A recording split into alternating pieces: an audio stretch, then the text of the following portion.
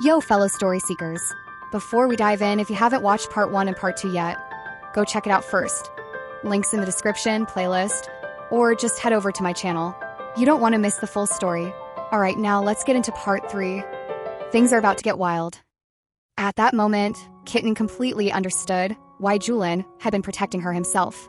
Karu tilted her head curiously and asked, "Are you big brother Kitten?" Kitten raised an eyebrow, smirking. "And how exactly did Julin introduce me?" Without hesitation, Karu replied, "The president said you're a really powerful person who can protect Karu well." "Oh? Big bro really said that?" Kitten's eyes lit up with amusement, his voice carrying a hint of pride. Of course, Karu smartly left out the second half. Julin had also called him a complete lunatic. After all, she was a social genius. Mastering the art of tact came naturally to her. Just then, a mission prompt appeared. Mission update. Kitten can be registered as a provisional caregiver once familiarity is established. Even though all caregivers had to be at least S rank, Karu wasn't going to make a decision that easily. After all, not just anyone could be in the same league as the president. Tilting her head, she blinked up at Kitten with curiosity. "So what was that magic you used earlier?" "The skill penalty action. The stronger the ability, the harsher the restrictions," Kitten explained casually. Karu furrowed her tiny brows, looking up at him with concern. "But looks painful. Can't Big Brother just not use it?" Kitten let out a low chuckle, but there was firm determination in his eyes. "I have to because I need to get stronger." Meanwhile, Kark's hidden plan was officially set in motion. Nan led Karu to a discreet testing facility, avoiding unnecessary attention. When registering, he quickly filled out falsified information, flawlessly covering their tracks. Karu, on the other hand, played her role perfectly, blinking innocently, weaponizing her cuteness to perfection. As expected, the staff didn't suspect a thing and cleared them for entry without hesitation. Before long, they were escorted to the testing chamber, a room filled with advanced analytical equipment. Karu took a deep breath, pressing her small hands against her chest, trying to calm her racing heart. Just as her pulse quickened, Nan spoke in a hushed tone. "Relax. Everything is in place." Taking another deep breath, Karu stepped onto the testing platform. The moment she did, her body felt weightless, as if gravity had abandoned her. Slowly, she began floating upward while the machines whirred to life. The results were seconds away from appearing when suddenly, a thunderous crash erupted behind them, shaking the entire room. Every single staff member turned in alarm. The disruption caused Karu to lose her balance, sending her plummeting back to the ground with a heavy thud. It turned out that a B-rank monster had broken free from its containment, roaring wildly as it burst into the lab. Panic swept through the facility as researchers scrambled to regain control. Yet amidst the chaos in the corner, Karu and Nan exchanged knowing smiles. The hidden plan was officially in motion. The facility descended into utter chaos. Alarms blared, researchers shouted, and equipment crashed to the floor. Yet, amidst all the mayhem, Julin remained hidden, leaning against the wall, silently observing the unfolding scene. No doubt, that B-rank monster had been released by Kitten on purpose. Taking advantage of the disorder, Julin slipped unnoticed toward a nearby computer terminal. The screen flickered with data, detailed talent analysis, raw ability statistics, and classified information on a certain dangerous genius. He studied the data for a moment, then let out a quiet chuckle. How adorable. With a casual flick of his fingers, he activated his SSS rank skill, Internal Disruption. His task complete, Julin brushed the dust off his sleeves and turned to leave, slipping away as if he had never been there. But just as he was about to exit, he overheard a conversation among the staff. Thank God Group Leader Jian was here. If not, that B-rank monster would have been uncontrollable. Julin paused mid-step, his brow arching slightly as a thought crossed his mind. Someone who could suppress a B-rank monster in mere moments, and their surname was Jian? An unsettling feeling crept up Julin's spine, a vague sense of impending danger, steadily growing stronger. Meanwhile, Karu sat anxiously in the waiting hall, shifting uncomfortably in her seat. Nan had reassured her earlier, telling her to stay calm. But what if she got exposed? Would bad people start targeting her immediately? Just as her thoughts spiraled, the door finally creaked open. Karu's ears perked up, and without hesitation, she hopped off her chair, rushing forward. Wrapping her arms around the person's leg, she grinned up at them. "Big sis." Karu was super good and waited patiently, but something felt off. The texture was wrong. Slowly, she tilted her head up and froze. The person standing before her wasn't Nan. It was a stranger with golden hair. At that moment, Karu's entire body stiffened. Her heart skipped a beat. Had the bad guys already found her this fast? Karu immediately curled up under the chair, making herself as small as possible while eyeing the blonde man warily. "Mister, you're not here specifically to kidnap Karu, are you?" Her tiny voice carried suspicion, her puffed-up posture resembling an alarmed kitten. No matter how much the man tried to explain, Karu kept her arms crossed, her sharp, distrustful gaze never wavering. Seeing no other option, the man hesitated for a moment before reaching into his pocket and pulling out a few pieces of candy. But his movements were so clumsy that he almost dropped them, fumbling awkwardly under Karu's watchful eyes. For some reason, seeing him struggle like that made him seem a little incompetent. Letting out a small sigh, Karu, being the helpful, kind-hearted girl she was, stretched out her hand and took the candy from him. The man scratched his head in embarrassment, letting out an awkward chuckle. This is kind of embarrassing."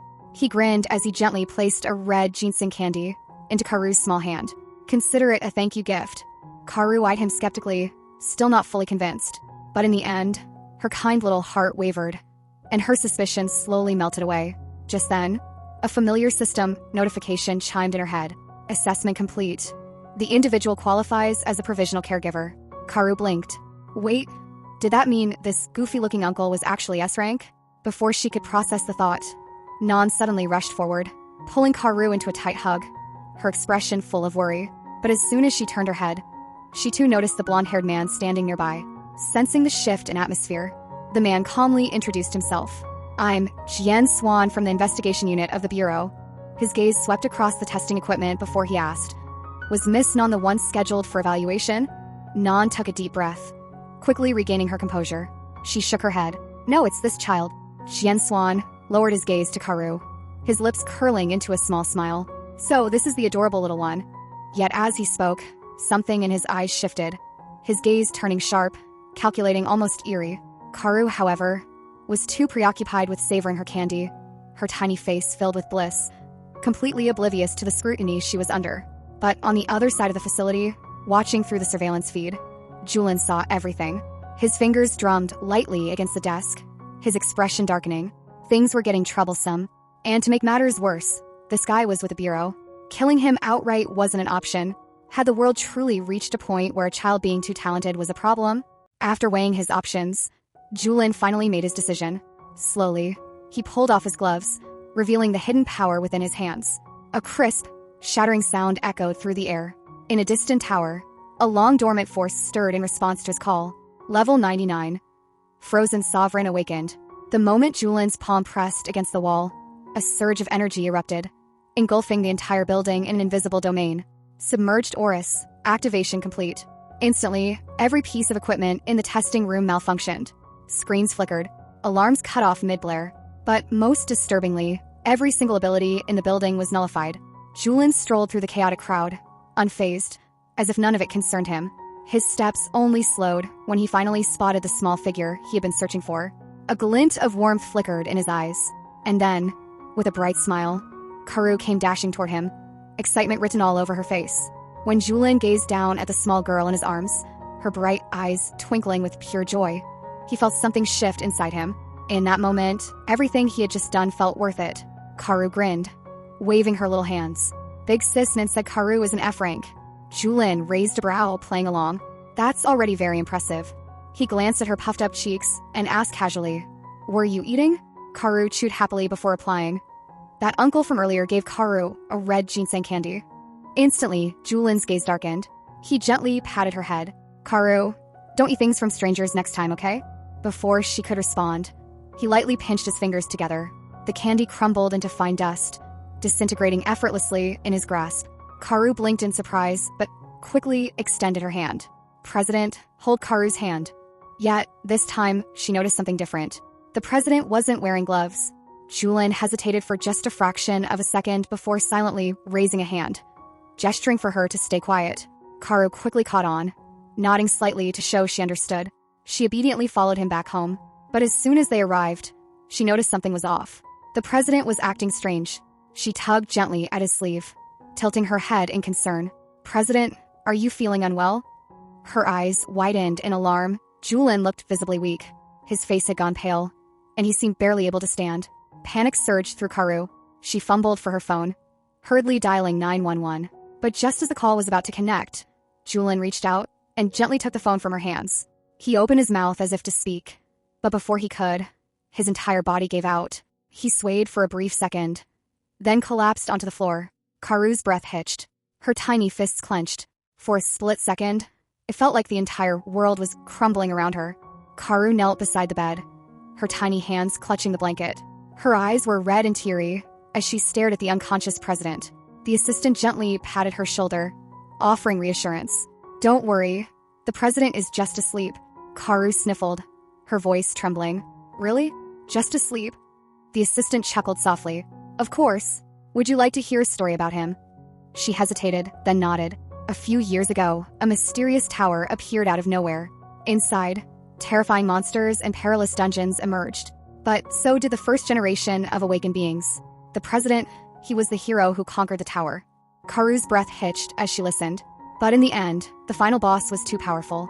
With no other choice, the president made a decision to seal the creature within himself. His left hand keeps that monster suppressed. Right now, it's just a case of overusing his power. As long as he rests, he'll recover. The assistant spoke lightly, as if it were nothing serious. But no matter how reassuring the words were, Karu still felt uneasy. Her gaze lingered on the unconscious president, worry refusing to fade. "No, Karu won't leave."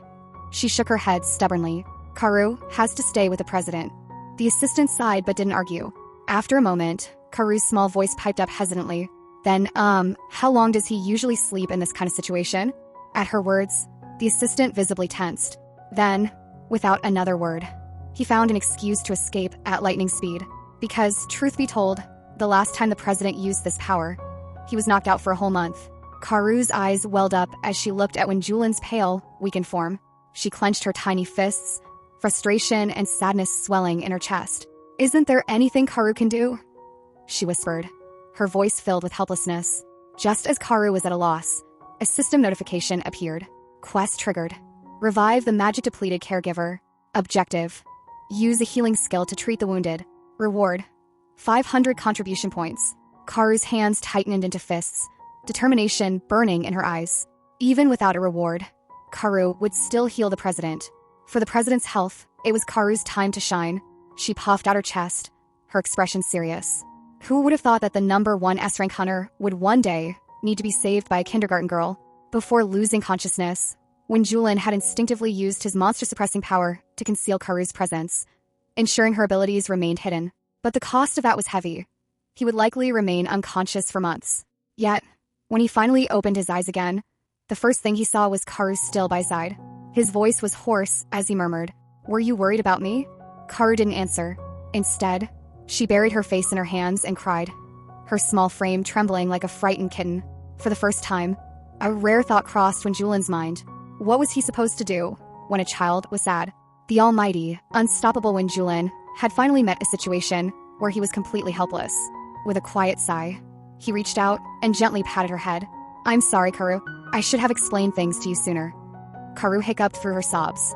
Uncle Yunru said, "It's all my fault that you ended up like this." Wenjulin's expression instantly darkened, his voice dropping into a dangerous tone. "That bastard said that." But before he could say anything else, Karu reached out and placed her tiny palm on his forehead. With utmost seriousness, she whispered, "So, President, sleep just a little longer. Karu, we'll keep healing you." She puffed up her cheeks like a determined little hamster. Wenjulin tried to sit up, refusing to stay put. But Karu flailed her tiny fists in frustration. "President, you're not allowed to move. Even if you're super strong, you still can't ignore your health."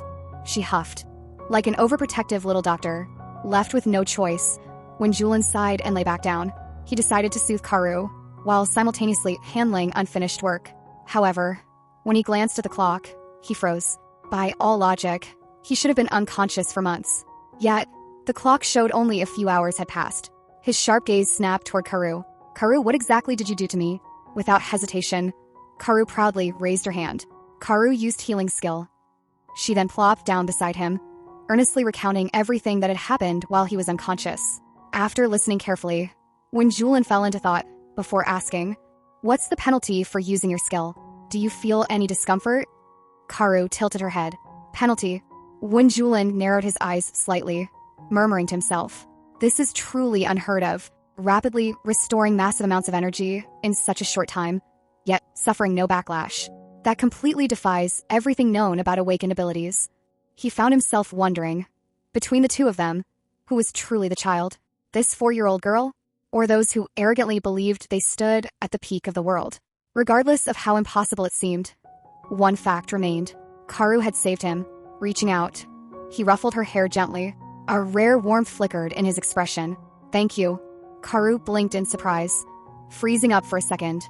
Clearly, she wasn't used to being praised like this. Did Karu really help?